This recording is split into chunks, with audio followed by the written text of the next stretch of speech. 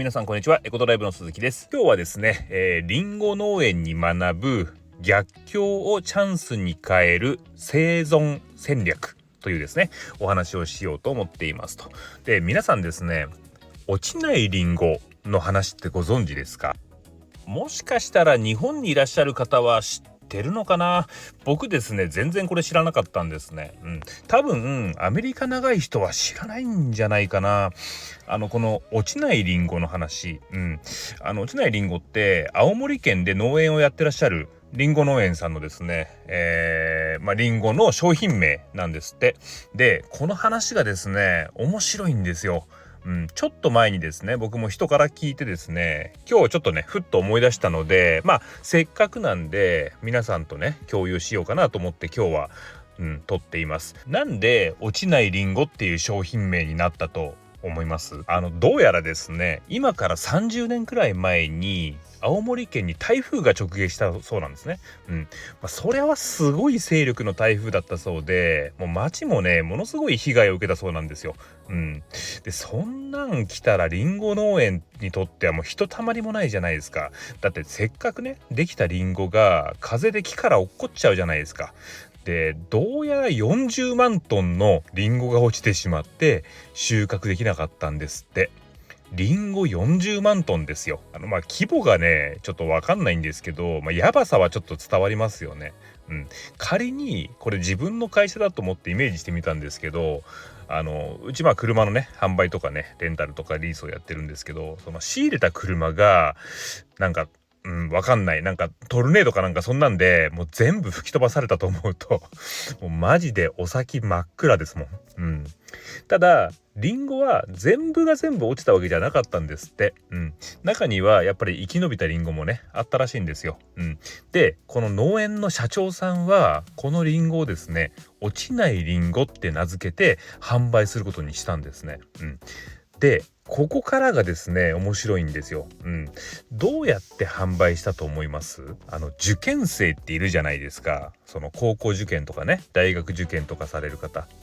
でその受験生用に合格祈願の縁起物としてね販売したんですよ。ほら受験に落ちるとか落ちないとかって言うじゃないですか。で当然みんな落ちたくないですよね。受かりたいですよね。でね生き残りたいですよね。そこでひらめいたのが落ちないリンゴですよ。でどこで販売したか？スーパーマーケットか八百屋さんか？いや神社で売ったらしいです。もうね天才かよってだって受験生とかその親御さんって神社に合格祈願で参拝に必ず来るわけじゃないですか。そこでリンゴとしてではなくって縁起物として販売するんですよ。一個一個箱にね梱包して販売するみたいですよ。でその箱も紅白になっててこう落ちない合格ってね書いてあるんですよ。そんなこんなでその農園はそのね前例のない台風の被害の年をね乗り越えることができて、でなんとそこからですね30年間もこの落ちないリンゴっていう商品をね販売を続けているそうです。いやこの話からね僕たちが学ぶことってあると思うんですよね。ピンチをチャンスにしたっていう話には違いないんですけど、決して前向きの気持ちとかプラス思考で乗り切ったっていう話じゃ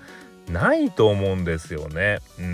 そこには非常にね冷静に考えられた戦略と戦術があったんですよね。だから僕たちがこの話から学べるものって最大のピンチが訪れた時に、大丈夫いつも通りやればうまくいくからじゃないと僕は思ったんです。そうじゃなくって最大のピンチが訪れた時にとにかく一回冷静になって今の状況を俯瞰してみてですね、で残された今あるリソース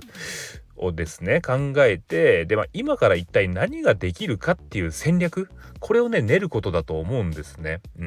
結局プラス思考だけでねその乗り切っちゃおうっていう人意外と多いと思うんですよ。多分僕もそう。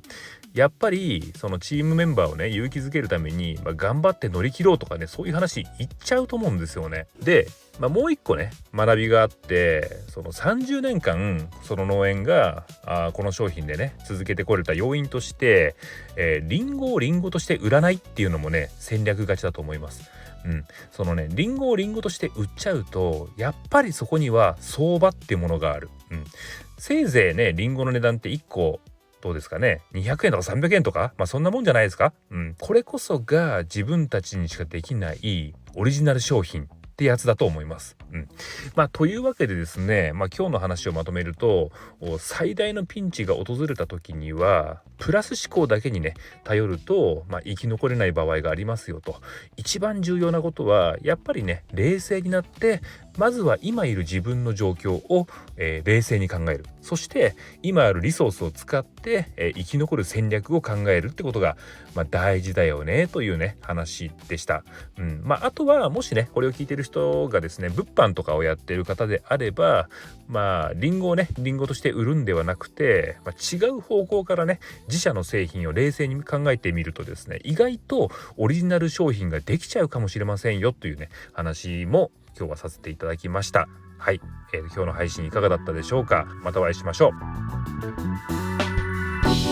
う。